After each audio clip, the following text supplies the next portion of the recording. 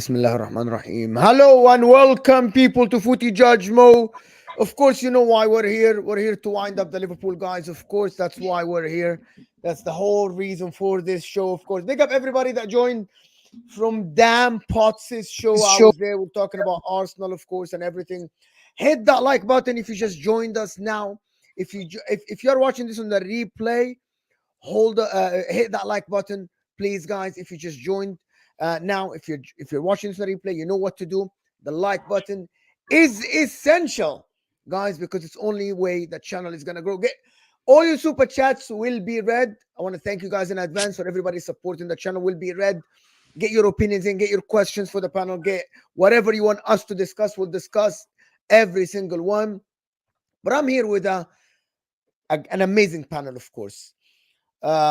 Mike Das is back to talk about Darwin Núñez. Jamie is here.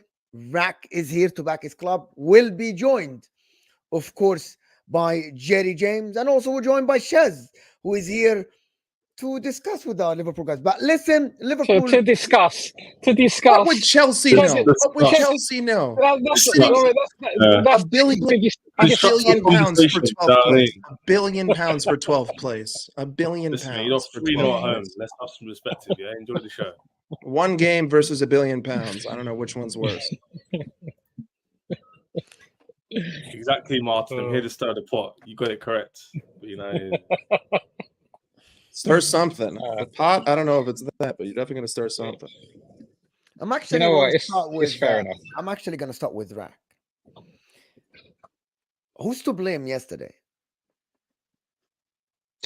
We were having a bit of a kind of before the show chat with Mike, and look, I don't think anybody played well yesterday, right? That's fair enough, and so I don't particularly want to single anybody out in particular for yesterday's performance, but there are a few players, some who might be surprised at who I mentioned, but others who are, in my opinion, have been playing below themselves to some degree for a significant portion of the season.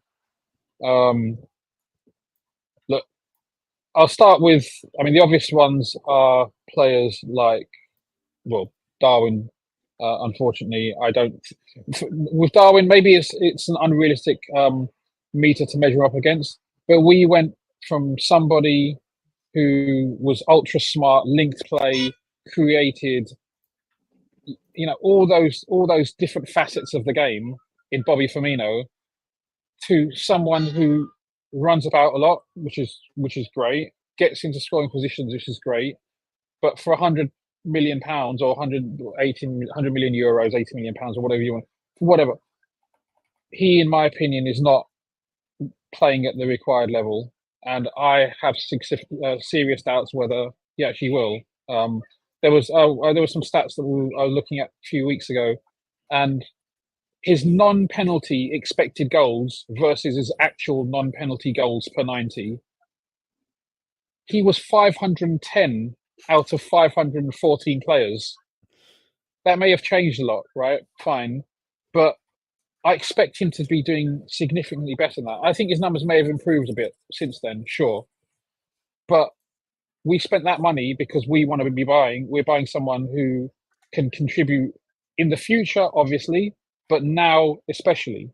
And I don't think that was he was far from great yesterday. Because if he's not causing chaos, he doesn't give us anything, in my opinion. And then look, Joe Gomez, some people say he's had a good season. I just feel like Gomez, there's always mistakes in him. He will have good performances, but he will always do stupid things. And this season, more so than anybody, this whole the crowd telling him to shoot and him buying into it, that's fucking annoying, unfortunately. And Klopp tried to put it out there in a jovial kind of way a few weeks ago, telling the crowds, "Hey, look, stop telling him to shoot," blah blah. Probably didn't discuss it with Joe Gomez directly. We saw it yesterday, right? Taking a stupid shot from a stupid position when we had other players in better positions, far better positions. Why would he think he's got the ability to score? I don't know. But look, that's in general. For yesterday, I think they're all pretty much to blame because it just wasn't good enough from anybody. Shads, why nobody's looking at Klopp? Why all the Liverpool fans are just mentioning the player? No, I'm not. I'm looking at Klopp. Yeah, I'm not. I'm not. You haven't even asked me yet. The thing is that you're right. Do you know what it is? Even with rival fans, I don't really mention Klopp. I think it's the whole persona of him. I think it's just his personality, the way he comes across.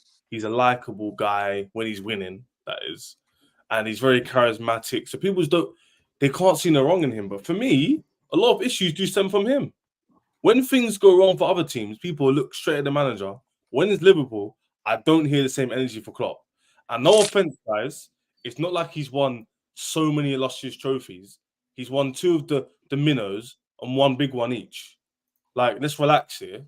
He's not denial of any criticism or any like you know what I'm saying, speech about him, or we can't get onto him because he's done this and that. No, get onto him. Yesterday, that high line didn't help. And why is he making so many changes? Why? Do not respect Atalanta. Is a quarter final of Europa League in your last season. Why are you making so many changes? Simicast hasn't played for a while. He's chucks him at left back. Regardless of the opposition, like that's not showing level of respect. So Klopp, for some reason, gets his love fest from everybody. Gets on my nerves. It annoys me. What's he done? Liverpool fans, I get it. Like Michael, Jamie, I get it, innit? Like, you got you guys to Premier League, crown jewel, all that good stuff, rank him off, all that stuff, right? But come on. Like, if we don't win anything this season, you look at him as well. It's not just Darwin Núñez, who's a bum who we're going to speak about. People laugh at Jackson, let's laugh at Núñez. We'll talk about him. Klopp also is to blame. But no one wants to talk about it. I'm here to talk about it today. One reason why I'm here today, we need to get onto him too. Because with other managers, we to talk about him. When it's Klopp, we don't talk about Klopp. Can't talk about Klopp. You can't talk about Klopp. Well, you just got to wait for the whole panel to speak, and then we can talk about Klopp. I'm setting the tone. I'm making you speak about him, basically. All right, okay. Well, I was gonna anyway, but I hear you. I know Jamie. I heard Jamie Rack. Obviously, I speak to Rack. Not as much on Klopp, be real. I know Jamie's hot on him. Michael, I don't know you as much, so I'll let you land. But we're going to speak about him today. And of course we are. In his reign, most definitely. A Carabao Cup. Yeah? I wouldn't go. I wouldn't go that far yet, but it's definitely not going to be a Europa. What do you mean? There's a possibility. I'm not saying anything abnormal, am I? It could happen. No, of course. So I'm not ruling you out, by the way, the Premier League. I'm just saying, don't let that happen because it could get a bit spooky, especially if Arteta wins. Yeah, I hear you. That's your answer, Mo. He gets sugar-coated, and it must be, Mo. You know how it is. When someone has a good persona and it's likable, people find it harder to criticize them just because of their personality. Do you know why he gets sugar-coated? Do you know why he gets sugar-coated? And rivals fans don't want to hear it. Because for Liverpool, someone like Crack who's old enough to live the Liverpool Banter Era when they won the Champions League in Istanbul. They reached the Champions League final in 2007. But apart from that, they used to celebrate a win against Man United here, a semi-final of the Champions League, a quarter-final. For someone to come in and instantly make some of their players superstars, make some of their players Ballon d'Or nominees, reach Champions League finals 3 times, make them one of the most feared teams in Europe again, for them, as Liverpool supporters, that's an achievement. For them, they look at it as this guy has got us out of the trenches to the light again. We are trusting our club. We are behind our club again. He literally changed everything about the club. So for Liverpool fans, I understand it. But the problem with Liverpool fans, including the likes of HUSAM, for example, who I do shows daily with, is that because of what Liverpool did, because of what Jurgen Klopp did, and Jamie and Mike can correct me if I'm wrong, because of what Klopp did for Liverpool, they want us to view Jurgen Klopp as they view him.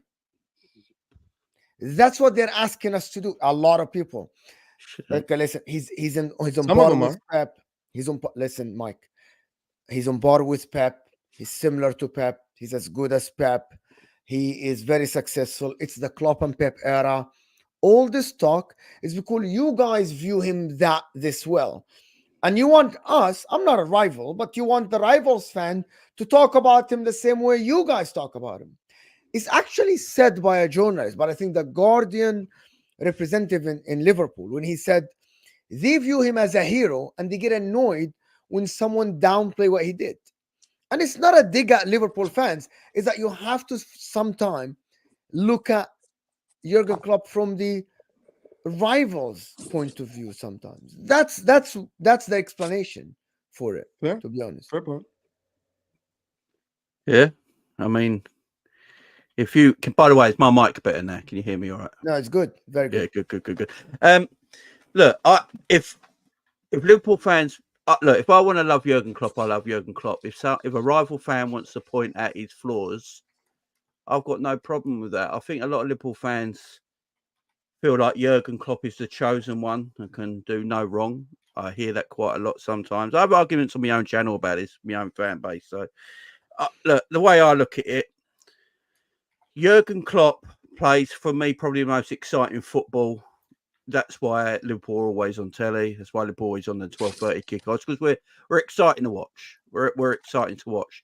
But the problem is, what you've seen the last couple of years is we don't have no defensive structure, and that's becoming a bit of a problem now. I would say, apart from Man United, Liverpool are the easiest big team to play against, and I think that's the problem. You know, Man United are the easiest, obviously, and then I think Liverpool are after that. We give everyone opportunities we play. Anyone we play has an opportunity. The other week when we were playing Sheffield United, it was 1-1. Sheffield United made some substitutions and went for it and almost got a second goal. Probably should have scored. I think they hit the post or something. Yeah, and they took a McAllister world-class goal to win that game. I don't know if the other boys will agree with this, but our defensive structure is a bit of a mess. You know, our fullbacks don't really want to defend anymore. We leave Van Dijk or Konate or Kwanzaa or whoever's playing in them centre-back roles far too isolated for my liking. I think whoever's a DM for Liverpool Football Club is asked to do too much groundwork. Look, Fabinho's legs went at 30. It's, you know, because the groundwork he had to cover all them years. Endo looks shattered. McAllister looks shattered. And they shouldn't be tired. They shouldn't be tired as much as they are right now. You know, I look at Arsenal. Arsenal play a lot of their players every single week. Don't really get rotated that much. You know, and they don't look anywhere near as tired. We look flat. I don't know what the boys thought about it yesterday, but all the boys look flat. I see Van Dijk making mistakes unnaturally when he's jogging with the ball, players are nicking the ball off him and stuff like that. He did look like he had the legs to go back and chase them. So that's my worry with Klopp at the moment. The players look really tired, and the defensive structure of our team, there isn't one really. I think what it's shown is how bloody good Alisson Becker actually is. I think this is what it's been proven, because we barely have a clean sheet without Alisson Becker in goal. So I think it just shows how much of a world-class goalkeeper he is, because he saves us so many points in the season from, you know, and this going behind some nonsense now. It has to be looked at. If this was any other manager, I think a lot of Liverpool fans would have a sit down and chat about it and go, look, the way we defend is not on. It's quite amateurish at times, right? Like really amateur at times. You know, the way we defend. You know, why are we constantly playing the same way? And if it was any other manager, I think we would talk about it a little bit more. But Klopp has got the love, and, you know, from every Liverpool fan, as he rightly should, because what he's done for our football club. But this thing where you can't criticise him, it does my head in. It really does. Mike, are you going to talk, or are you going to sit here silent with your mustache from LA? Okay. Enough of the personal jabs. Listen, I think that there's two ways to look at it. There's the reactionary, and then there's the hindsight, right? The reactionary way would be the last few weeks the players aren't good enough, and we're not scoring our chances. We're not knocking teams down when we have opportunities to in the first half. I think that the hindsight way is to look at Klopp and the system.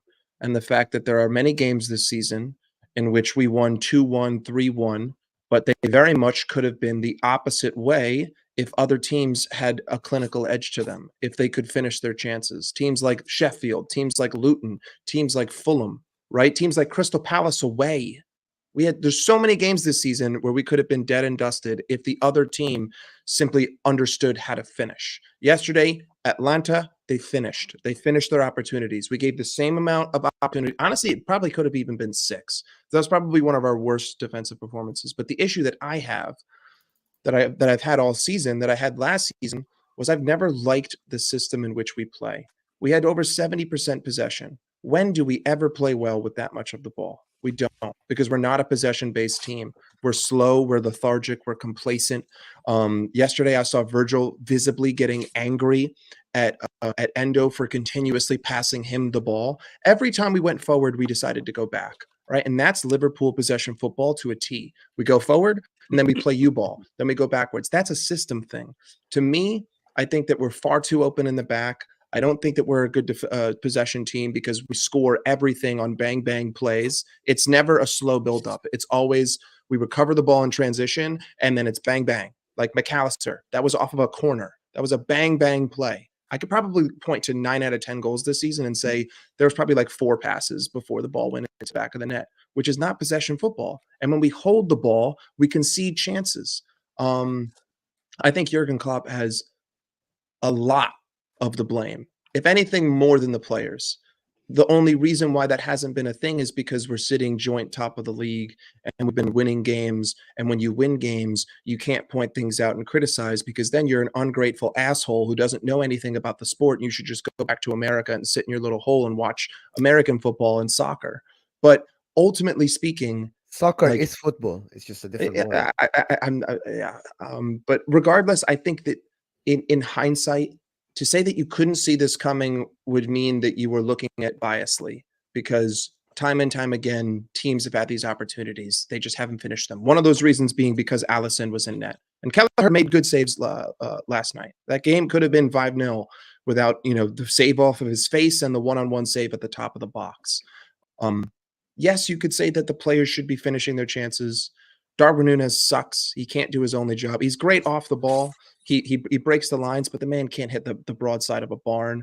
But I could say the same thing in other games, like Luis Diaz missing his one-on-one against City. Mohamed Salah is getting a lot of criticism, but it's like if the other forwards could finish, he'd be on 30 assists, but they can't, right? So he's actually adapted his game and been a more creative role, but no one else can finish these chances. Jota, I can't give too much blame to. Szoboszlai, complete fucking waste of money. Absolute shit. Endo proved to just be exactly what I thought he was. Slow and lethargic, wasteful with the ball. But ultimately, you really have to look at the system and just say that without a doubt, we're not a possession-based team, and this is what we're trying to do. And we've gotten away with it so far, but the warning signs were there. And now we finally got dusted. But, thank God it's in the Europa League. I don't think that anything's over per se, but I do think that there are a lot of problems. And I also You're actually a position-based team.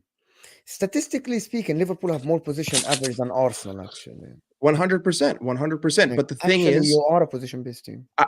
I know, but the problem is that we don't score from possession. The way that I look at it, right?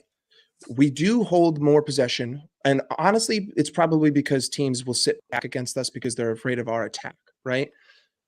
But the issue is that we never create anything from that possession. We always create it from when we lose the ball, the other team gets it, and then we win it back. And then it's bang, bang, bang, balls in the back of the net, or it's a set piece, right? We don't ever. When is the last time you ever saw Liverpool hold the ball for 4 or 5 minutes and have it lead to a goal? It doesn't happen. And if anything, we hold the ball to 4 to 5 minutes, and then we get caught out because Tsimikas is too high up the pitch, or we get caught out because Trent is literally at the top of the box, and then we get counterattacked, and it's rinse and repeat over and over and over.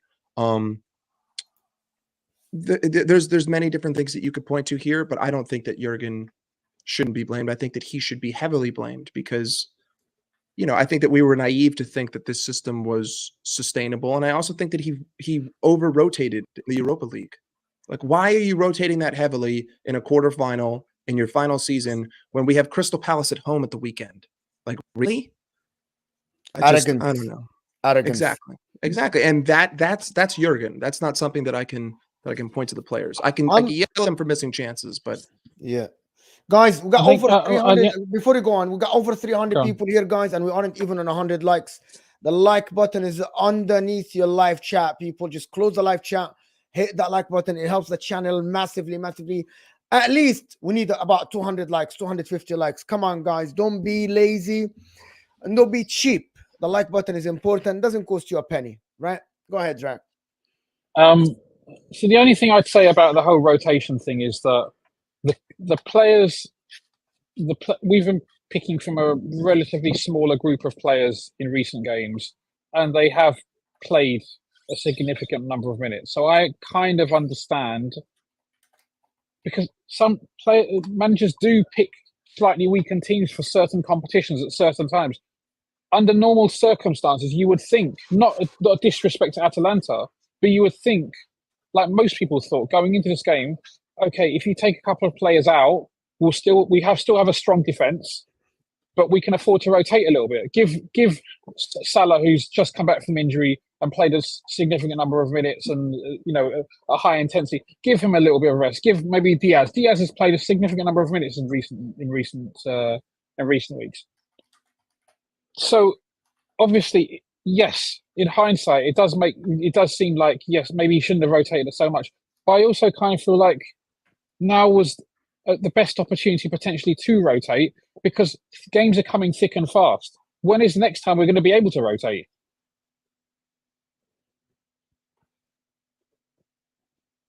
I don't know. And look, about Klopp. I actually disagree with you, Iraq, about this a little bit. What is harder, Crystal Palace at home or Atalanta at home in the quarterfinal of the Europa League? Not in hindsight, by the way. Not in hindsight. Just facts. Well, on paper, player to player is definitely Atalanta.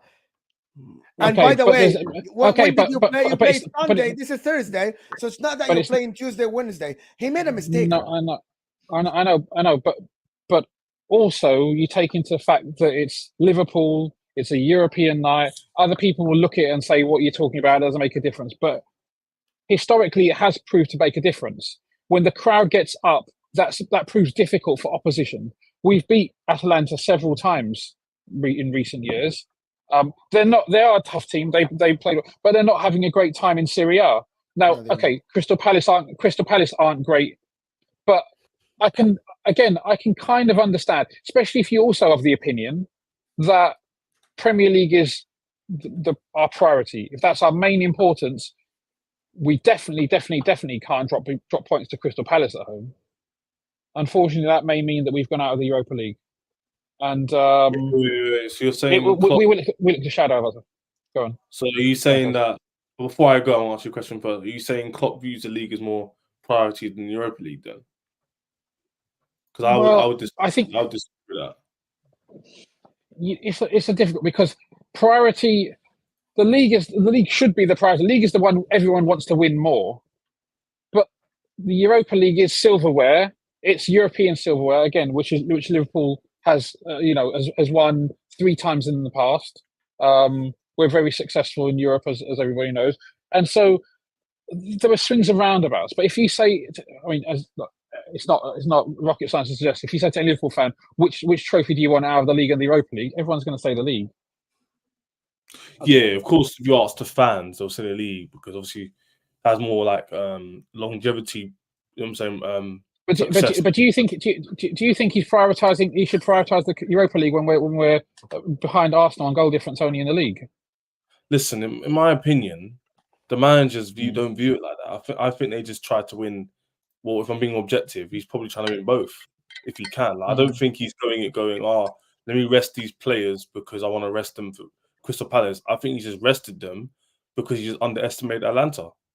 That's all it is. But he can also rest them because he thinks. He can also rest them because he thinks that they need a rest.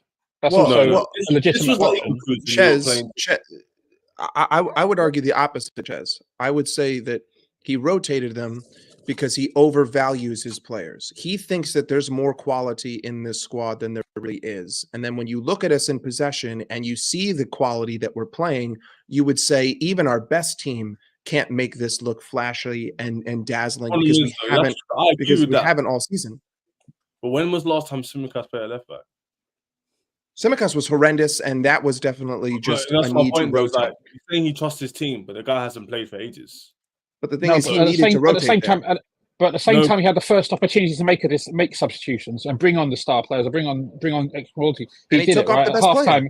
Yeah, he took off Elliott. He took off Elliott, who was our best player in the first half. If I was coaching Liverpool, I would have made the same subs. Like, that's not a genius by him. No, but he's it's not genius. I would have left Elliott. It's not genius, but it's not genius. But I think he realised that this is going to be a tougher proposition than he originally imagined. Exactly. That's what I'm saying. That's why. Guys. The problem is he didn't tactically rank. He kept playing the same way, and he kept being torn apart. Exactly. That's why Virgil was freaking out. You would have put Salah in Sabozlai because you're losing. But what about the tactical aspect of the game? Why you were still being picked apart from the same places? Why your players in the midfield were outrun by these Atalanta players? Why didn't he do Jurgen Klopp? Which guys, we all know Jurgen Klopp has been coaching for 8 years at Liverpool. What is his best attribute? Reading the game. That's why he's a very good cup manager. He knows how to read one game. He knows how to make changes to win games. That's why you have been successful. In this game, he watched exactly like what HUSAM was doing in a watch-along. Similar. He was on the sideline watching like us. Yeah. He made the subs. Anybody could have made these subs. He didn't change anything tactically. Tactically, he was just... Bro, I don't know what happened yesterday. Yeah, I don't know. It is an anomaly, to be fair. We can't banter him that way. It's not like they always do this, and so you've got to be objective with it. You don't usually lose at home in general, and you definitely don't use in Europe at home. Rarely.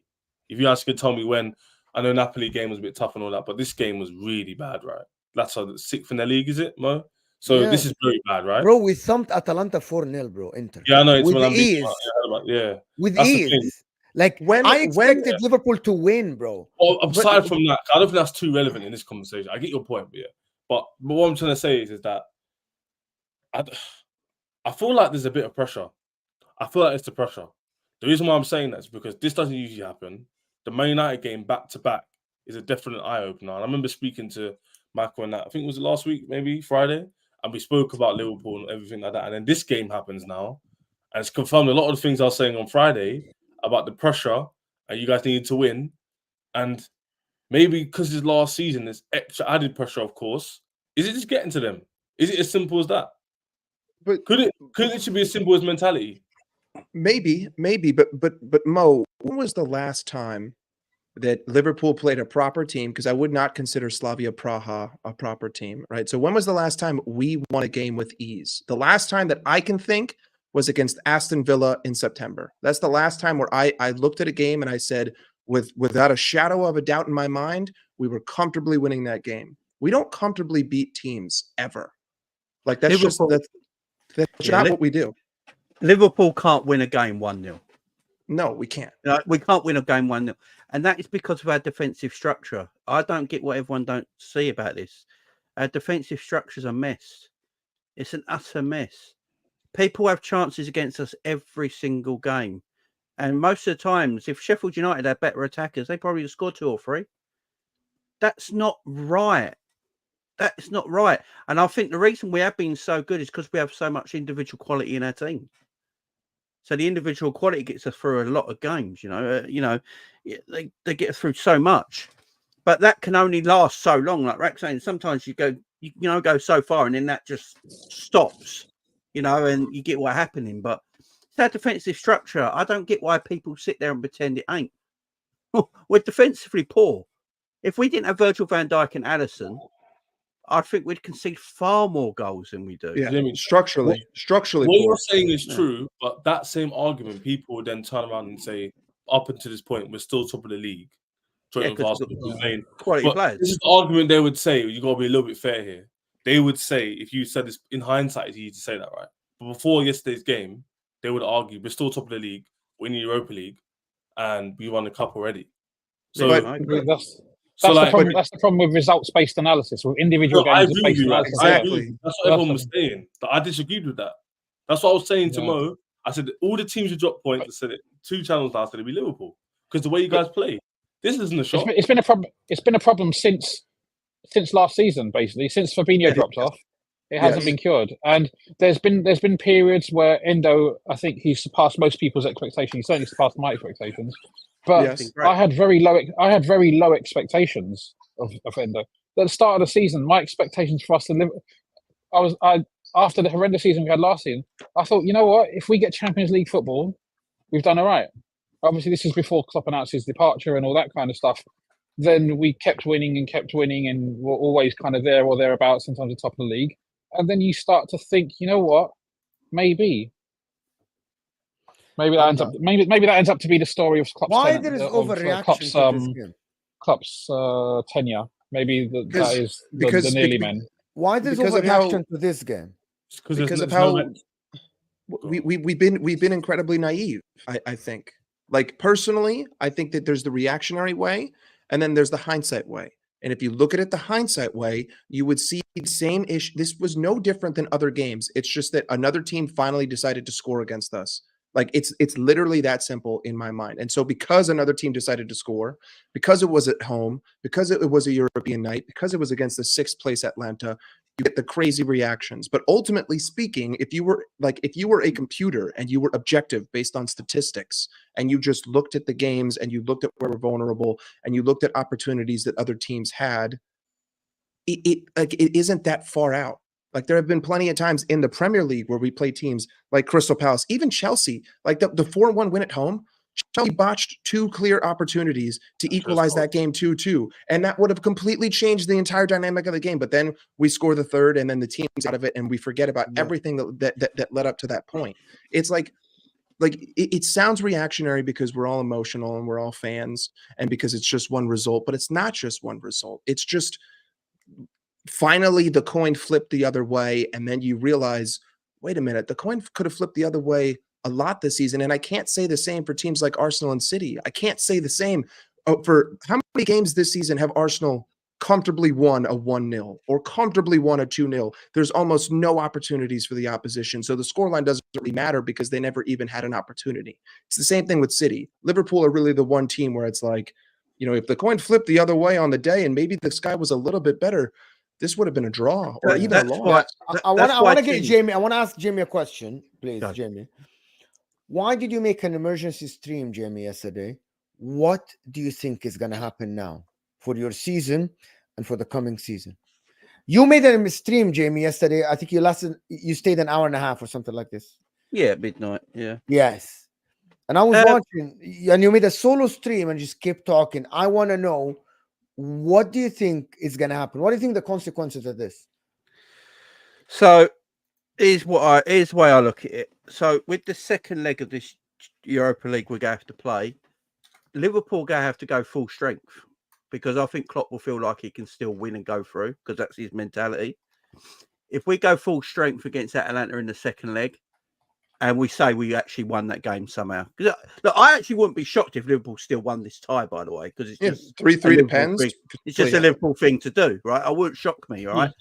But if we did that, you'd have to go full strength, right? We'd have to go full strength. If you go full strength, it's going to take so much out of your players to do that, to overcome that. And then a few days later, you've got Fulham away. That's a difficult game. Which is a tough game. That's a difficult game, and that could ruin you in the Premier League. Personally, we've got 7 Premier League games to go. I think we've got decent fixtures. And I think we should just put everything into this Premier League and try and win every single game we can. That's what I would do now. That he put Trent on the bench last night, but then after the game, he said Trent was never fit enough to come off the bench.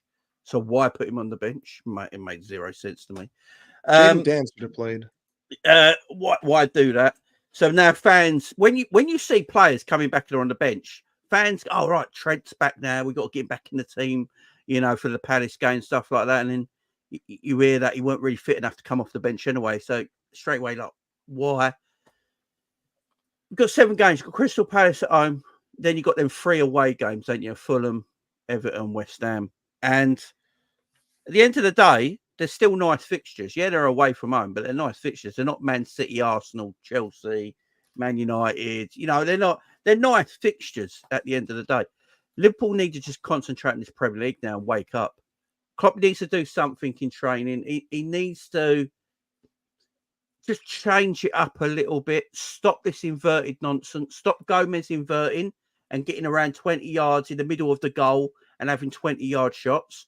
For some reason, Gomez isn't listening to Klopp. I don't know what that's about. He's not listening to him. Klopp was screaming at him yesterday to stop shooting, and Gomez kept doing it. So for some reason, they're not listening to Klopp, some of these players either. Dominic Szoboszlai, Klopp's just got to bite the bullet and say, one, he's not a midfielder. That's one thing. You know, leave him on the bench. Curtis Jones keeps the ball better than Szoboszlai, and he passes the ball better than Szoboszlai in midfield. So you play him in midfield. You play Endo and McAllister. That's your midfield three.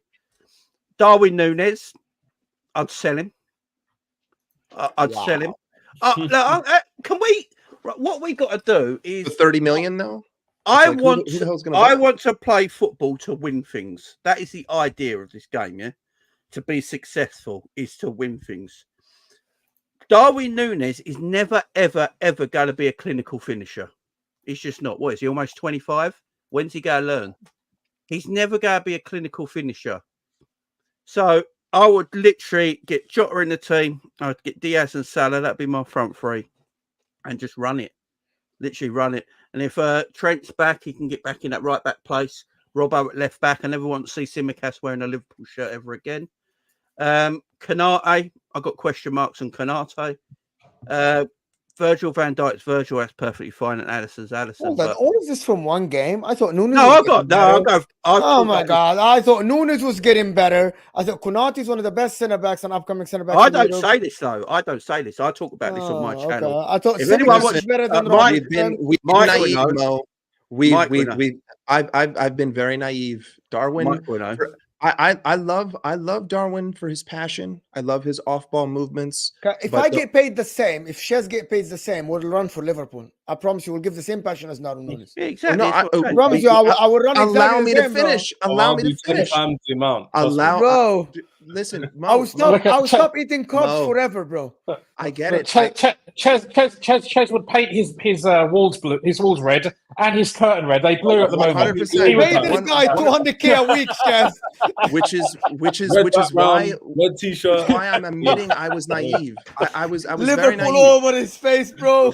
I get it. I was very NFC for life. very naive. But no, he has to go. He has to go. He doesn't score. He doesn't Chris score. Wood- And like Chris Wood has he got more needs- Premier League goals than Darwin Núñez. Exactly. Hmm. Exactly. He needs to go. Fucking hell. He needs to go. But Jamie, the issue I totally I'm dizzy. agree. I'm dizzy after with- this statement. I totally agree with your analysis. The problem, though, is that while our 7 games might not be the toughest on paper, 5 of them are away from home, and I don't see us being able to go full strength into the Europa League and also be able to go full strength into away games. I mean, we drew against Fulham in the Carabao Cup, and that very well could have been a loss away. Yeah, I mean, hard game. Fulham Hard had Yeah. Fulham had No, the better I agree. chances. I do not think if I'm Jurgen Klopp, I'm saying, you know, in this second half of the Europa League, my front three is Jadon Danns, Cody Gakpo, and Harvey Elliott, and just see what happens. You know, just whatever. Like I don't care anymore. You already say bottled so. it. You already fucked it.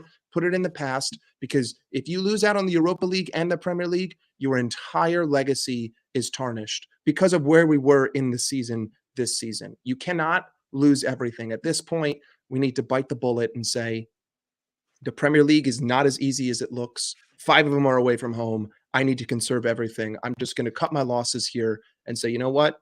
It is what it is. I lost to fucking Sevilla in the Well, final, or Villarreal, whoever it was, and I'm never going to get it again. And It I'm is. like this. Look, if Mike Wow. will know, because he watches my channel for a couple of years now, that I speak like this all the time on my channel. This is how I've always been. So I'm not reactionary at all. This is how I've always mentioned it with Liverpool. I'm different from a lot of other Liverpool content creators because I just don't suck off the regime. Yeah. I literally see it as it is. And, you know, there's issues with our team. There's issues with some of our players. We haven't bought a good player since Michael Edwards left this football club.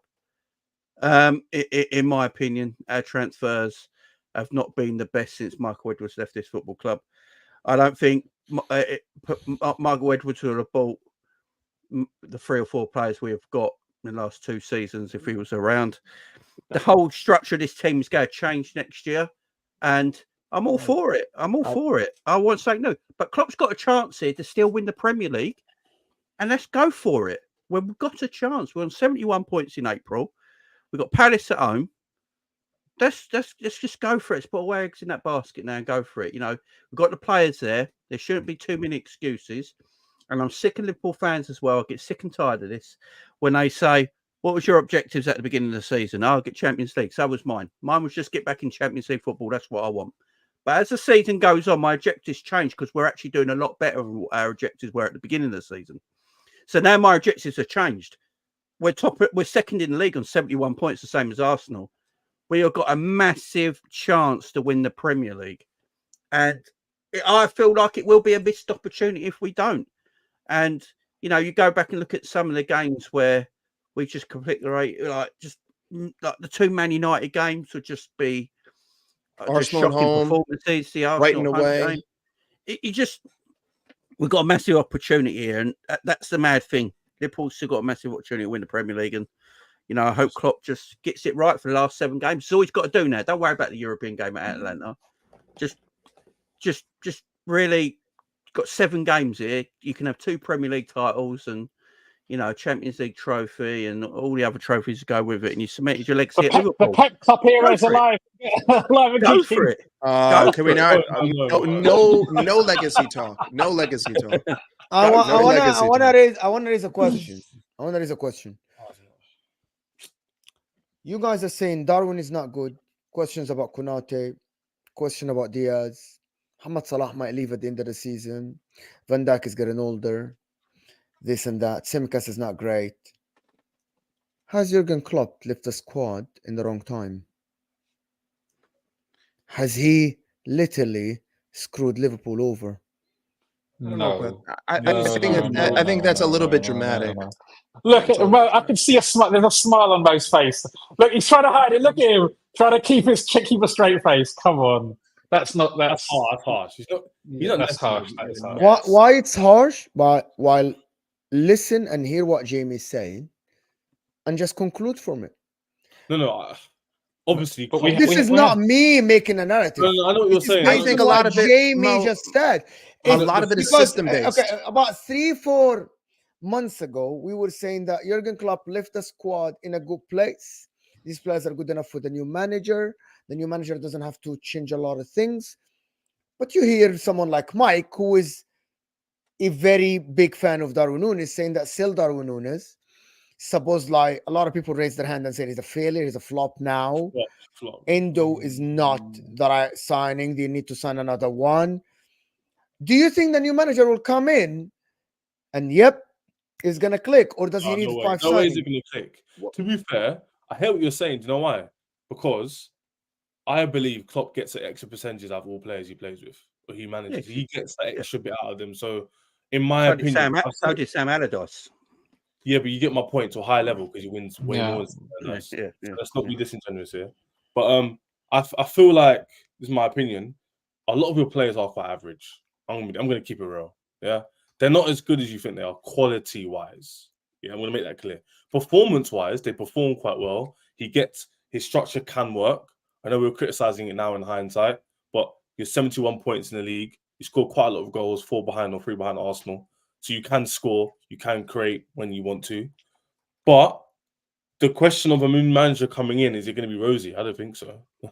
I don't think so. And to answer your question, Mo, before, why are they panicking? Why is Jamie doing 1.5 hour streams? It's because there's jeopardy. There's a lot to lose. There's a lot to lose. You are correct there. But I'll panic too. If my manager was leaving Michael, I'll panic too. You know that. I'll be panicking because he ain't coming back. He ain't coming back. Man said out of our streams. You have to, Mo. That's too funny, man. That is brilliant. I must say, content's good. I get on point. You have to look at the system that these players are in. Like I agree with Jamie to an extent, but at the same time, I also have to be pragmatic in my analysis and basically say I see certain qualities that these players have, and I don't think that Name these me these qualities quality players, match up. Michael. Name me them, please. I Name me. don't see the qualities that these. Okay, for instance, Ibrahima Please. Konate. Be honest. Be honest. Yeah, 100%. Ibrahima Over. Konate. Some of his worst performances this season are when he's left to dry because the right back has decided to invert all the way up the field, therefore vacating where the winger is going to bypass him, basically forcing him to play two positions. I'll give you Konate, yeah, I'll give you Is Konate injury prone? Yes. Has he been injury prone this season? Not That's nearly my as problem. much. Not his play. Yeah, It's his 100%. injuries. Not nearly as much as last season, but the majority of the time when these defensive players get, destroyed by critics, to me, what I see is I see a system issue forcing that player to play two positions, and he's going to get done by good players. It's a simple fact. Arsenal is the prime example. Konate got roasted. I'm like, what game were you watching? Konate is literally playing center back and right back at the same time. Yeah, but he's playing next to Van Dijk, and everyone says Van Dijk. I know that, but that doesn't matter when you're playing quality. You can't defend with two people against. Okay, we just go through this, Michael, because Mo asked the question. I want to answer it. Robbo, Tsimikas, you would all agree. Robbo can see the back end. Tsimikas ain't good enough for your club. I'll speak for you. Konate's injury prone. Van Dijk's getting older. He'll stay another season, maybe two max. That's it. Trent's obviously good, world class. Bradley's up and coming. Cool. McAllister's good. Sabola's a bum. Endo won't be there very long. Jones is okay. He's decent. Premier League player. He's not fantastic. He's not poor. Then you've got Diaz, hit or miss. Gakpo, poor. Salah is probably going to move on. World class, of course. And then Nunes, we know about Nunes already. Okay, Then you've got squad players who are in and around. That's just the quality of the players. Now, you can argue and say performances, but the quality-wise, I'm not lying. Because you're agreeing with me. The reason why you're saying that is because of how they look within this system. Like, I think it's equal parts to a system as it is to performance. I think that with the right system, you get a lot more out of certain players. I don't think that this system fits a lot of the players that we have. When you try to play, when you try to play this possession-based football, but everyone's complacent and lethargic, that's the opposite of what these players need to be doing, because it doesn't work for them. Like, I will agree there are question marks around this squad, but at the same time, I don't think that the way that we play for 80% of the game really matches them. Because when you do see them in their counterattacking and things are flowing and things are moving quickly, everyone looks fantastic. And that's the way that these players play. But unfortunately, they're being told to hold the ball and wait for the right opportunity and to just stand with your fucking thumb up your ass and waiting for the ball to come to you. Like, Can I explain to you why, Mike? Sure. In 2024, in the new era of football, your style of play have to be position-based football. Have to be. The way you win the leagues against someone like Pep Guardiola is that you have to impose your way of playing football. And you only impose your way of playing football by having position. There is no team that, against Pep Guardiola, there is no team that will win the league playing count. And Ches can correct me if I'm wrong. Antonio Conte, when he switched to 3-5-2, it used to be we have the ball with Fabregas, Kante, right, in that midfield, and Matic. It used to have that. You know what I mean? It used to be Kante, Fabregas, and Matic. We have the ball. Was Fabregas still there? Yes. Yeah, he was. They used to have the ball. They used to have the ball. Chelsea, people think that Antonio Conte at Chelsea, go and check the stats, used to play counter-attacking football. No one will win the league against Pep Guardiola playing counter-attacking football because it's unsustainable. I'm not saying that. It's a risk, Mike. I know, but Mo, I feel like I need to do a better. I'm talking about 2024. I'm not talking about Jose Mourinho's Inter. No, I'm not talking about Milan in 2005. I'm not. Mo, 100%. But if you look at, okay, you know what? Let's just use Manchester City as the example. Let's take a look at the position on the field where we hold our possession and where City hold their possession. City hold their possession in offensive third of the opposing half. Liverpool hold our possession in the defensive second of our own half. Look at where we hold the ball. The majority of our possession is either at the center line or on the first quadrant of our side of the center line. We do not hold the ball in other teams' halves. We do not present any threat through possession. Whereas a team like City, they will present threat with possession because they have better off-ball movement. They're Because quicker you in their don't have passes. They're good not players complacent. in tight spaces like them. But the thing is, okay, fine. If you want to make that argument, okay, go back and watch the game and tell me, how does quality have anything to do with a player standing still? How does that have anything to do with a player just standing there? How does that have anything to do with 5 players standing at the top of the box, all equally not moving? That has nothing to do with quality. That has to do with a lack of a system and a lack of options. How many times this season do we go forward and there's no option? So we have to pass it back because everyone's standing still. I get it. We're not City. I don't have Bernardo Silva. I can't play tiki-taka Are you 1-2s. saying that there is a new coach that will play better system than Jurgen Klopp? I thought Jurgen Klopp is the guy. I personally, to me, I cannot wait to see a different type of football because I haven't loved it for 2 years and we've been winning. But every single halftime on Husam's show, I say the I same think you guys are thing. dramatic. I hate the way you're we still play. joint top of the league. It doesn't matter. I don't like the way we play. I don't like the way we play. We're top of the league, but that doesn't mean I can't have criticisms about the way we play. I never have. I love hindsight though. It's so nice because if you guys don't win the league, we'll all hear the truth. The truth will always come out. If we win the league, it will not be because of us. It will be because Arsenal and City slipped. It will be. It will be because they. No, Mike. That's bullshit. That's bullshit. That's going too far. That's bullshit. Look at it. Look at it. You're saying this. You're being reactionary. I'm not a Liverpool fan, but you can't say, this is too reactionary. We won the league, bro. We've given up the advantage. What do you mean? What advantage?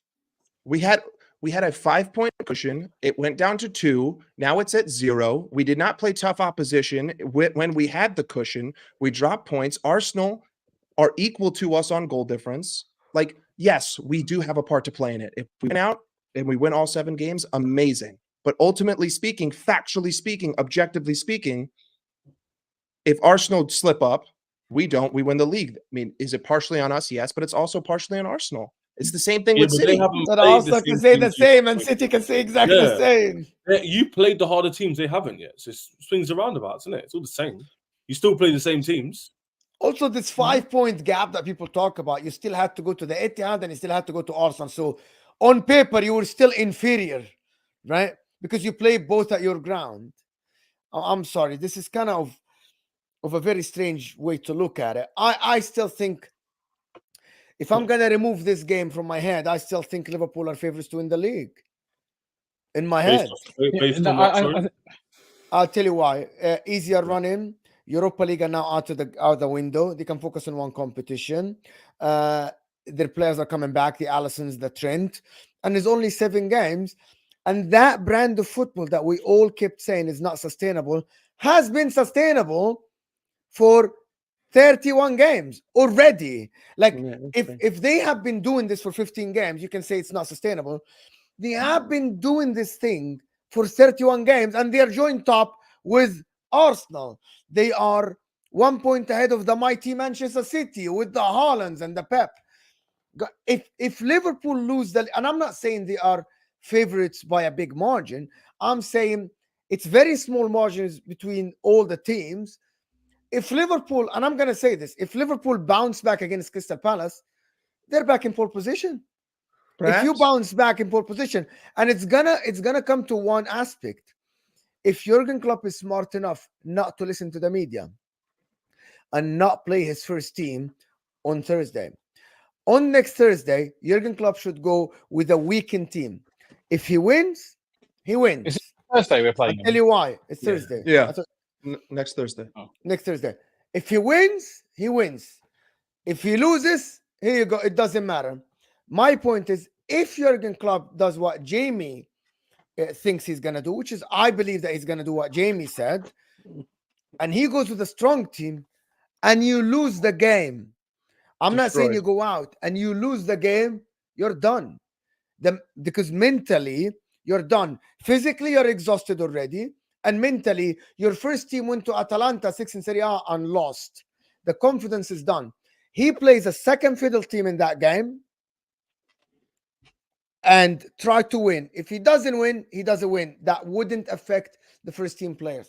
That's how I'm viewing it. You're already 3-1, 3-0 down at your home ground. But are you talking about win the game or go through? Because we could go win the there, game. play well. We go there, play well, win 2-0, and still go Yes, out. doesn't matter. Just go out. Yes, yes. Okay.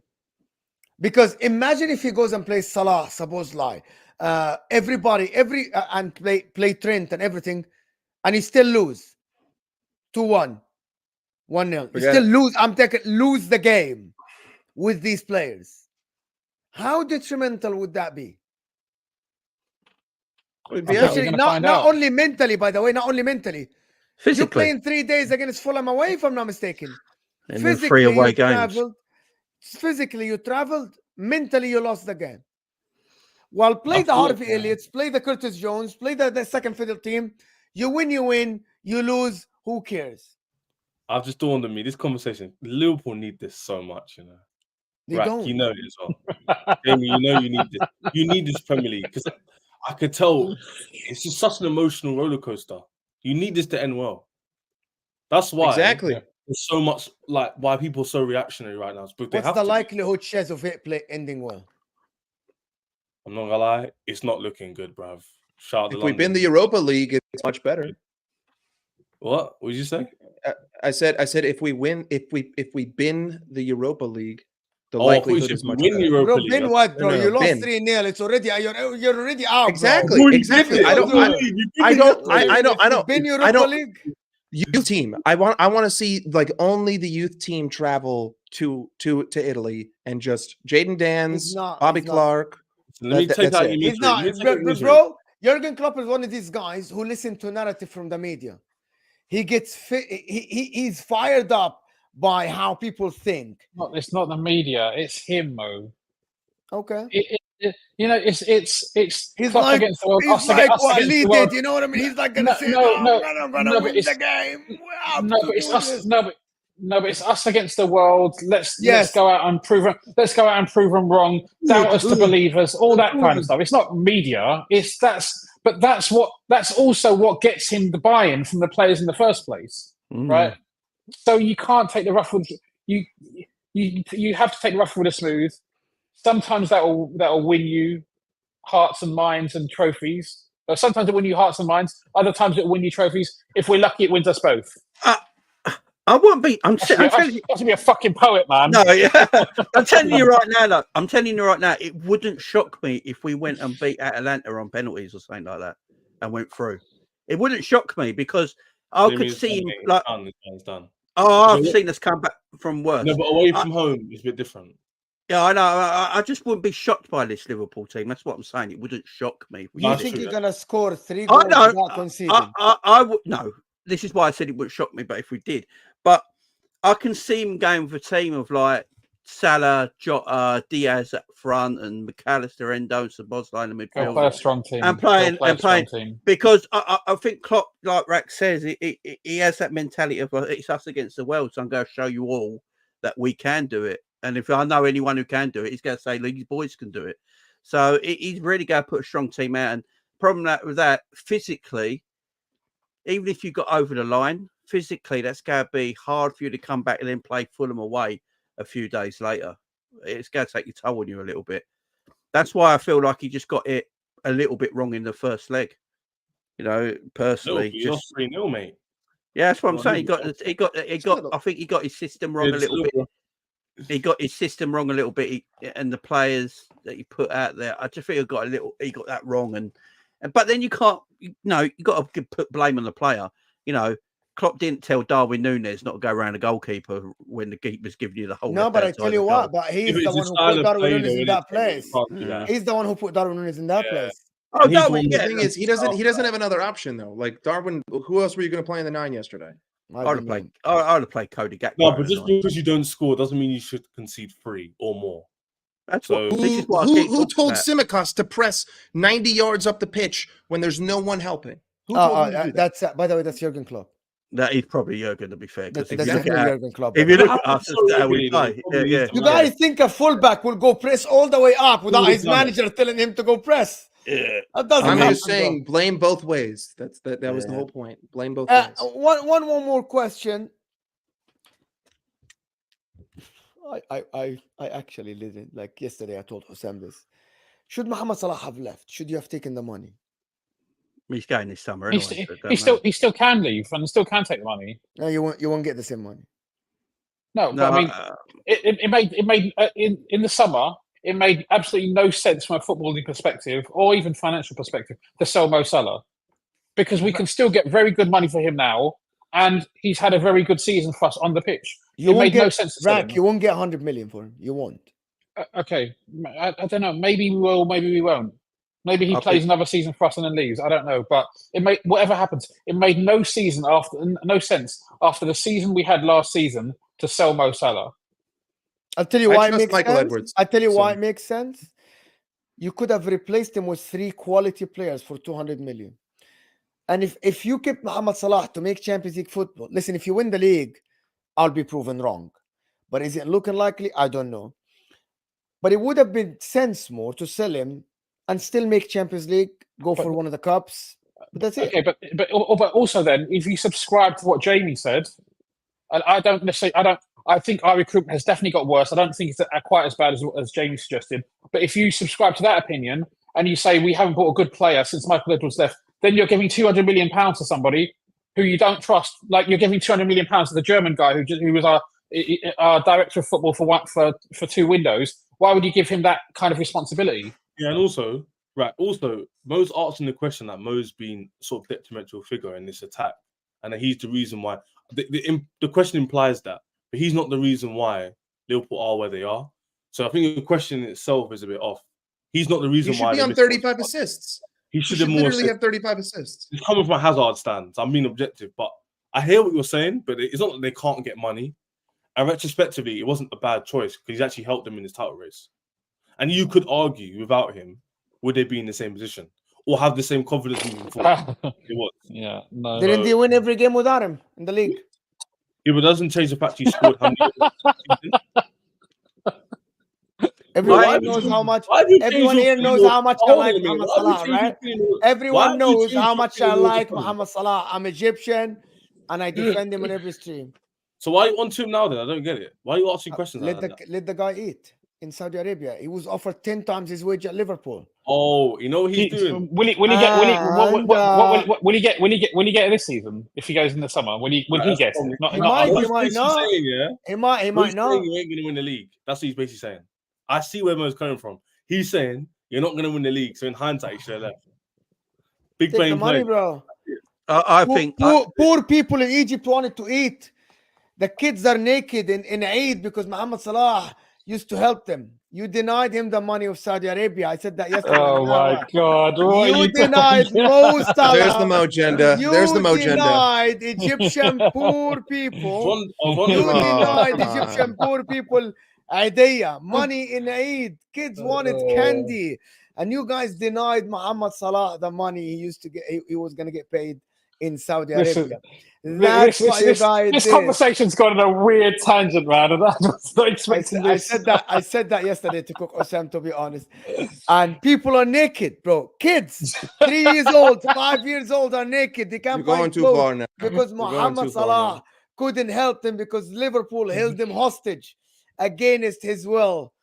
Oh my God. I said that yesterday. Anyway, I don't want to repeat myself. Let me do a couple of these super chats that came through, guys. Andrew Wright is saying, I'm bored of Klopp talk. He underachieved. Move on. Liverpool fans are all right. If you want to move on, you don't have to finish watching the stream. See you later, Andrew. I mean, he has an arguable point. All right, guys, this is a super chat time. We're going to respond to everyone. Mina is saying, thankful to change my baby's diapers. Retrospective. I don't really understand that, but I'm really not following that super chat. Oh, he's talking about yesterday, what I said yesterday about the changing. The kids don't have diapers in Egypt because Mohamed Salah didn't have the money to help them. He couldn't send no huggies over to Egypt. It's all Mo's fault. All the problems in Egypt, they're all on Mo. Mookie saying, Gravenberch is the first one who must go. My dead grandma is better and more lively. Liverpool had flaws for a long time. Finally, one team decided. You're not meant to laugh at that. You're not meant to laugh. Yeah. No, I thank mean, you, of, Ronaldo. of all the players to single out, you're gonna single out the guy who doesn't fucking play. Yeah. Okay. Ika Gang is saying 3-0 is not bad. Score 2 in the first half, then back in it. Here we go. What's that? Here's Dreamland. I mean, Here's and here's if- Dreamland. I know, but And if my Dreamland, grandmother had goal, bills, she'd be a Dreamland, bike. Liverpool. She doesn't, so she's not. Bring back the grandma super chat. Bring back the grandma super chat, bro. No, but all I'm saying is if we get the first goal, it's all to play for. Can we all agree? Can we all agree with that? Can we agree with I that? agree with you, but you're not going to win. But But I don't. no, But the thing is, look, but- it's extremely unlikely. It's extremely unlikely. But if we get the first goal, there's a chance. yeah, but I just don't There's want always a good chance in players playing football. in You that beat game. Barcelona 4-0, bro, with Messi. There's always a chance to marry a There's always a supermodel. Who chance in knows? football. That's why we love That was at football. home, though. That was at home. I just love the fact there's hope. It's the hope that kills. It's going to be enjoyable to It's the see hope the that hope. kills you. It's the hope that kills And you. then one goal goes into, and then they There just is score. there is some breaking news on the Liverpool front. So Okay. apparently Liverpool are trying to look to give Luis Diaz a brand new contract at the end of the season. Hey! If I- Wonderful. Right, so I'm looking at it now thinking, are they actually going to give Luis Diaz and Mo Salah both a contract renewal with Trent and Virgil, or are they looking at keeping Diaz, Can I selling Mo on? give you a scenario? If Mohamed Salah signs a new contract, that means he's leaving. Wait, what? Okay. Wait, when does If, when Moha- does if this start? Mohamed Salah signs, okay, hear me out. If Mohamed Salah signs a new contract, that means Liverpool will get more money for him than if he actually doesn't sign a new contract. Do you guys genuinely believe Mohamed Salah will stay for 2-3 years more and ditch Saudi Arabia? Like logically speaking, I don't know. I'm not in the know. I don't know. I don't know. I what his actually have no personal- idea what he's thinking. If Mohamed But the Salah, signs are saying that he needs to jump on the Saudi Arabia thing, especially. what Why? signs? Why thing- would Mohamed okay. Salah stay for a rebuild though? Why? What's in it for him? Okay, I don't know if he wants to win that's, more. that's a fair point. That's a fair point. But No, also, sure. I think we agree that if Salah goes to Saudi Arabia, that's the end of him as a top flight football player. And I think he's a Oh, good you have to. acceptor. So then the only way, and if we can make that deduction, then I'm sure he can as well. And so he has to decide, which is he's totally entitled to do. Do I want to continue to be a top class professional footballer, playing on a big stage, or do I want to go and just earn loads of money? And whichever one he chooses, it's his choice. It's fine. Exactly. Yeah. And what do you reckon we get? 70 million, probably, I'd say. I just don't know why you'd give Around Diaz that a huge deal. market. Like, Yeah, Diaz. I'm not. Who would you sure. get I 70 think a lot million of it for, Jamie? I'm sorry, Diaz. No, Salah, 70 million. Yeah, you'll Salah get in the 70 summer. million at age of 32 years old. You'll get 70 million. 1 year left Chelsea, on his Chelsea deal. can pay 100 million for him if you offer him the Chelsea. he's not. Michael Edwards already made it clear that if he goes anywhere, it's to Saudi Arabia. He's not selling him to an English club, and he's not selling him to a European side. I like people when they talk about Michael Edwards. He's the king. You know what I mean? He's like I trust him. I trust Michael Edwards said, "I'm not saying the I guy has trust him 1 year too. left at his contract." whatever. He Listen, can whatever. By the way, Mohamed Salah can literally force Liverpool's hand. He can say, "If you don't sell me this summer, I'm not signing a new contract, Yeah, and I'll then go you for lose him free." nothing. Yeah, exactly. And Exactly. Saudi Michael Arabia Edwards will is buy never him. saying this, bro. Mohamed Salah Saudi is bigger Arabia than will Michael buy him. Edwards, bro. I know that, but the Saudis will always buy him. And if I'm Michael Edwards, I'd say, will I sell him to Chelsea for 100 million or the Saudis for 70? The Saudis for 70. Fuck you, Chelsea. I'm not giving you my best player. It's that simple. I don't think it goes to another Premier League team, to be honest. Yeah, he wouldn't go to Chelsea at all. I wouldn't even He talk. wouldn't go to another Premier It League was just club. it was just a Yeah. random example. It's just I would be. I was I just would be. bantering, to be honest. I would see how Liverpool fans would react if Diaz is the one given a new deal when we sell Mo. Because I think that Can would I, be. one last I want them question, both guys. go on. One If last they're question. gonna go. One last question to everybody on the panel before we end this. Anybody see Liverpool? Now, of course, Amorim denied the links, and I'm sure it's for the respect of Sporting Lisbon. Anybody see Liverpool going back to a banter era? No. Why not? No. Why not? What Why do are you you mean by guys ban- dismissing What do you this mean by idea? banter? What do we mean by banter era? Man We're United winning banter anything. era. We're winning Man anything. United banter era. You win a Europa League here. You win a cup here. I do. But you I don't see aren't. us You playing aren't that way. actually. Well, You aren't no. challenging. You aren't Okay. actually. You aren't actually the mighty Liverpool now that everybody's So- looking to avoid. We're talking about banter era, yeah. So, and you talk about Man United there. Let's put this scenario: if Liverpool finished the season in third in the Premier League with a League Cup, that's exactly the same as Man United last season. That's banter era. Man And United. that's, do still, you believe Man United have been in a banter era for 10 years or no? What- Jamie, what do you mean? yeah. I'm just saying. So that's still Talking about with 1 year to Klopp. 10 years. That's We're talking still about with 1 year to Klopp, 10 year here. That isn't an era. An era is defined by multiple years, multiple being 10 4 years or is more. an era, yeah. I know that. So if we fall off for 1 or 2 years, that's not a banter era. Yeah, but a that's banter not my season. question. That's not my question. Do No, you I'm- believe you can fall down the rabbit hole like Man United and Arsenal fell since 2006 Arsenal and Man United did since I don't feel- 2013? I don't feel there's there's enough good teams in this league right now for us to fall that much. I think But it's- the it's already- Bro, thing that, Rack, before you come in, just to answer go on, this go on. particular thing, I'm going to let you talk. By the way, Jamie, there hasn't been enough teams in the past 10 years for Man United to fall in the banter era, by the way. For the last 6, it's only been Liverpool and Manchester. But Man United finished what, second? By the way, that fifth, second is still third. banter era. That second is still banter era because they didn't challenge. But if I finish second next year under a brand new manager, I wouldn't call that banter era though. Yeah, because it's straight off. You guys challenging for a league. He's saying like, So we you- challenge for a league and then finish second. Let's say you following get year under a second new and Man manager. then- United finishing pretty second good. under Oli doesn't mean pretty they got out of the banter era, by the way. It doesn't No, mean but what he that. means, Jamie, is like, let's put it in perspective. It's like you come, let's say you become second this year, second next year, but you don't challenge. Then fourth next year after that. Then the year after that, you win Europa League and come sixth. Then you become third again. It's banter era because you're nearly men. That's what everyone calls Arsenal, Manchester United. So if we finish, say we finish second next season, yeah, right, we were finished above either a Man City or Arsenal.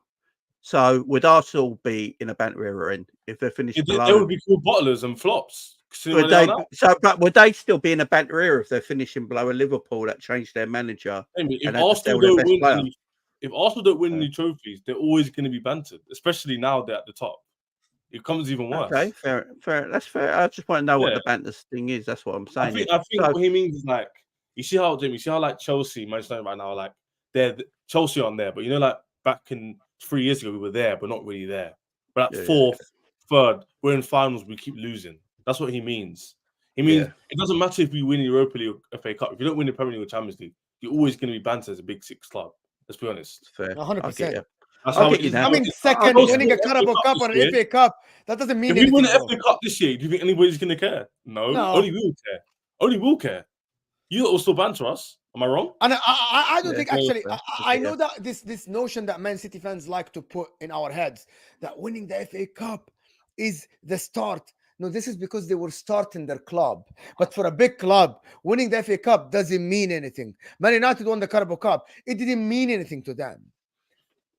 Like, I know, with all due respect to the FA Cup and the Carabao Cup, for big clubs that are already win big, like, it doesn't mean anything, guys. It doesn't mean the start of a big thing. You winning, like Chelsea winning the FA Cup this year wouldn't mean anything for their progress. Zilch, zero. No, that's false. That's how I see it. It would mean for you, for us, it would mean a lot. For you, maybe not. For you, because you want to win the trophy. No, Yeah, but but you're I mean, saying like, no, but in the context, watch Man United, chess. They won the Carabao Cup last season. It didn't mean anything for their progress at the end. In hindsight, we're seeing it. Yeah, because how it finished. But I'm saying if Chelsea won the FA Cup, considering how crap our season is, you could say that's the start of an establishment again. Yeah, with kids and with a new structure and all that. Maybe for Chelsea, No. but as I'm saying, if Liverpool just put the perfect situation, if Liverpool comes second next year, then fourth, then the year after you drop to Europa League and win it, and you get fourth, and then you win an FA Cup. Like what? But I also think you're overvaluing what a banter era. But people talk about the Arsenal banter era. They haven't been in the Champions League for the last 7 or 8 years, right? They in terms of a sustained title challenge before last season. The last season they had you could argue they were challenging for the title until they lost 5-1 to Liverpool in 13-14. Before that, when was their last title challenge? Before that, 2007, maybe, 8 or something like. Yeah, 8 or 9. Yeah, So we're talking 15 years, right? 15 years plus. So we also need to put some perspective. What do we mean by banter era? I think I'm like Mike. I have a lot of I have a lot of faith in the way that Michael Edwards right. ran the club previously, and the structure. Like, okay, we've lost Ian Graham, but Michael Edwards is coming back, part of FSG, but he'll be familiar with the structure. We've still got head of Spearman scouting and Hunter. and Spearman and Hunter. Hunter and Fallows, exactly. So all these guys are still there. This time he will actually, if anything, he's going to strengthen the position of the director of football versus the manager, because that's why he ultimately left, I think, Liverpool. I think that's what's come out of it. And I think that's a good thing. I think having a proper structure behind the scenes gives you additional stability.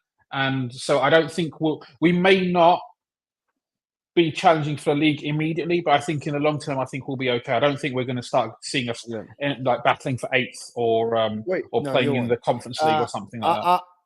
Okay, I got to do the super chat and then end. To be honest, Atalanta deserves their flowers. Stop the agenda that Liverpool lost because they were crap, as if it had nothing to do with the opposition. No, Atalanta absolutely exploited Liverpool. Gasperini schooled Jurgen Klopp yesterday. This is it at his home ground. Mo. So yeah, you're right, Bermuda Gunner. Just Last very, point, ve- please, huh? yeah, 100%. Are you saying that by Amorim coming out and denying the links, that is a structure thing between them, so that he doesn't, dissuade? I'm sorry, so that he doesn't. He's about to win the league. He's not going to tell the guys at but Sporting Lisbon he's leaving. Well, no, 100%. But the only thing He's not going to just go to the media when he's about to win the league and say, "By the way, no, but hold on, I'm leaving. I'm leaving. Wait. I'm leaving." Hold on. I have an actual point to this, because the news outlet that initially said the 3-year deal was Sky Germany. And what else did Sky Germany also say? Sky Germany said that the talks between Bayern Munich and Xabi Alonso are in their final stages. And then Xabi Alonso comes out and says, "Fuck Bayern Munich, I'm staying with Leverkusen." So I'm just saying that the institution that initially made this report isn't exactly known to be very reliable by any way, shape, or form. So what are you saying? So are you saying Chelsea's going to snap you again? It's basically Gabby De Zerbi. You guys, I actually think Amorim, and people just don't, because we hear a lot of Tom Little talk about Amorim, we think it's actually happening. Well, there are reports from Spain that Barcelona are sniffing around Amorim. Would Amorim go to Barcelona or Liverpool? Who would you choose? It's very tough. Liverpool rebuild, Barcelona rebuild. By the way, Barcelona are in massive debt, though. Huh? I would go to, if I was Amorim, Hold on, guys. You're saying I'd that? go to Barcelona. I'd go Barcelona have Barcelona. Lamine Yamal, Pedri. Barcelona have a lot of youngsters coming through. By the way, a lot of youngsters. I'd go Barcelona. They have I wouldn't want to follow Klopp. Liverpool. Yeah, it's easier to follow Xavi when he didn't win anything this season than following Jurgen Klopp when you're going to be under the microscope from day one. Exactly. And playing against Pep Guardiola, with all due respect. Yeah, that's the argument I was going to lead with. I know we've got to go soon. Is that the next manager coming in has a lot of pressure, Like, he's not coming in on a clean slate. There is like some weird conception that the next manager coming to Liverpool has got like a free ride and there'll be a process. I don't think Liverpool fans will see it that way, especially if Klopp doesn't win the league. Jamie, you will, but you don't speak for all your Liverpool fans. And the problem is that if you only win one Premier League, there's going to be pressure to keep winning. You tasted success. That's what Shez wanted to say. That's the point. You got it there, but it's not 2009 anymore. 2010. This is Jurgen Klopp's Liverpool's 3 Champions League finals, Cup finals, winning the Premier League, challenging Pep. You tasted success. You're not going to go back. Your young fan base, Jamie. Your young fan base saw the success. Oh yeah. They saw the taste. They tasted the trophies. They won't be patient for 2-3 years. They were like, "Get out of here if you don't win." Well, I mean, listen, I don't know if you guys have been watching Liverpool games, but our fans are not exactly loud. They don't exactly say much at games or outside of games. So Liverpool fans aren't only in the stadium. No, 100%. Liverpool Football Club is a big club. Liverpool Football Club is a big club because of the international fan base. You have 100%. Millions and millions. You have. By the way, you have newspapers in Asia dedicated and they do Liverpool news. I was taking a shot. I was taking a shot at English Liverpool fans, but I don't take a Totally shot at get them. They Bro, have the media as well. you just made my point get into my head. You know what I don't like? The fact that everyone thinks all fans are different. All fans are the same. Every single fan base. Liverpool, Arsenal, United, big six clubs, by the way, not all clubs. All fans are the same. If you take success and you go backwards, you're gonna hear moan and groans. Don't Yes. think Liverpool fans, you're an exceptional fan base that if Klopp leaves, it gets tough, and you're laughing at Chelsea right now, you're not gonna have the same agendas.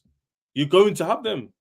If the Amorim comes in and you're sitting in fifth and there's a process, you'll take it the first season, but the second season you'll hear noise.